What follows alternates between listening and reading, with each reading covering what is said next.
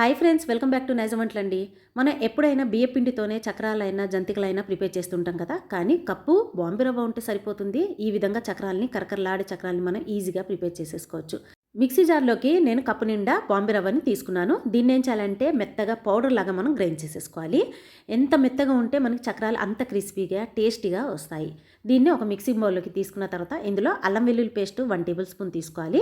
ఇందులో వచ్చేసి నువ్వుల్ని యాడ్ చేసుకోవాలి. 2 టేబుల్ స్పూన్స్ వరకు అయితే నువ్వులు నేను తీసుకున్నాను.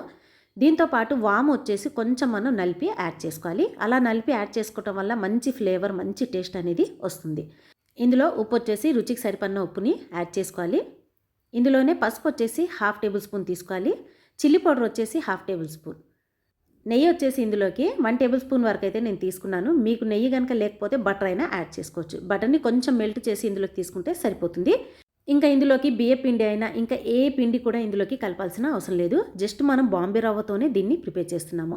కొంచెం మనం ఇక్కడ చేత్తో ఇవన్నిటిని మనం యాడ్ చేసాం కాబట్టి చేత్తో మిక్స్ చేసుకున్న తర్వాత కొంచెం వాటర్ని యాడ్ చేసుకుంటూ డోని ప్రిపేర్ చేసుకోవాలి. కరెక్ట్ కన్సిస్టెన్సీ వచ్చేంత వరకు మనం ప్రిపేర్ చేసుకోవాల్సి ఉంటుంది. మనం ఎప్పుడు చూసినా మురుకులు, చక్రాలు ఇలా ఏదైనా సరే బియ్య పిండితోనే ప్రిపేర్ చేస్తుంటాం కదా. కానీ ఇలా ఒక్కసారి ఈ పిండితో కూడా మీరు ప్రిపేర్ చేసి చూడండి. బియ్య పిండితో చేసినటువంటి జంతికలైనా చక్రాలైనా ఏ రుచి అయితే వస్తుందో అదే రుచి అనేది వస్తుంది.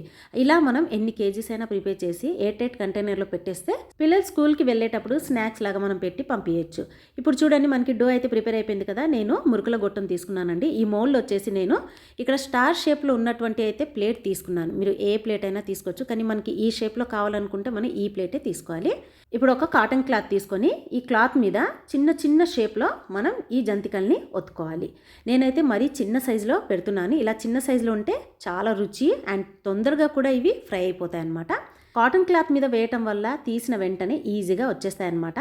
ఇప్పుడు ఆయిల్ బాగా హీట్ అయిన తర్వాత ఈ ఆయిల్లోకి మొత్తం ఈ విధంగా 1 బై 1 మనం యాడ్ చేసేసుకోవాలి. ఒకవైపు కంప్లీట్గా ఇవి ఫ్రై అయిపోవాలండి. అప్పుడు దాకా మనం దీన్ని టర్న్ చేయొద్దు. టర్న్ చేస్తే ఇవి మధ్యలోకి విరిగిపోయే ఛాన్సెస్ ఉన్నాయి. సో ఒకవైపు ఇవి కంప్లీట్గా ఫ్రై అయిపోయిన తర్వాత ఇప్పుడు ఈ విధంగా మనం ఈవెన్గా దీన్ని ఫ్రై చేస్తూ టర్న్ చేసుకోవాలి. ఇంట్లో ఒక్కొక్కసారి బియ్య పిండి లేనప్పుడు ఈ విధంగా బాంబే రవ్వతో మనం ఈజీగా అప్పటికప్పుడే ఈ జంతికల్ని ప్రిపేర్ చేసేసుకోవచ్చు. చిన్న షేప్లో చేసాం కాబట్టి చాలా మంచిగా టేస్టీగా క్రిస్పీగా వస్తాయి. ఈ విధంగా ఫ్రై అయిపోయిన తర్వాత నేనైతే ఒక ఎయిర్ కంటైనర్లోకి తీసేస్తున్నాను. సో చూసారు కదండి, చాలా ఈజీగా అప్పటికప్పుడే, ఎక్కువ టైం కూడా పట్టదనమాట.